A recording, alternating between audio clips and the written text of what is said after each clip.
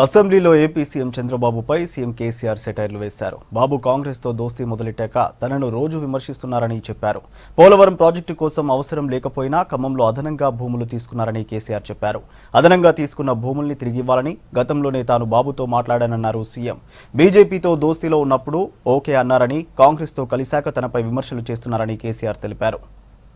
చెప్తున్నటువంటి ఆ రుద్రమకోట ప్రాజెక్టు అధ్యక్ష మునిగిపోయింది.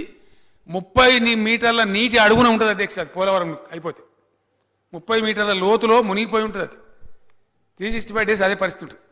కాబట్టి పాయింట్ లేదు. ఇష్యూ ఇక్కడ పాయింట్స్ కొట్లాడ కాదండి.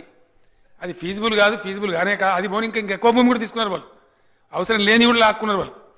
సరే మాట్లాడినాం. భద్రాచలం ఒక టౌన్ మినాయించి మొత్తం లాక్కున్నారు. వాళ్ళకి అవసరమే లేదు అసలు.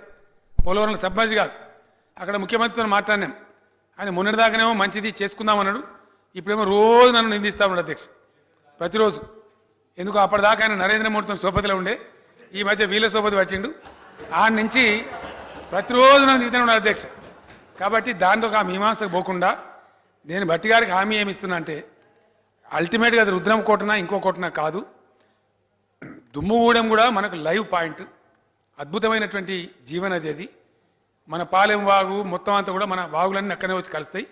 మొత్తం పైనుంచి ఇంద్రావతి కలుస్తుంది, ప్రాణహిత వస్తుంది. కాబట్టి మీరు పాయింట్ల గురించి ఫికర్ చేయకండి, మీకన్నా ఎక్కువ ఎక్స్పర్ట్ నేను.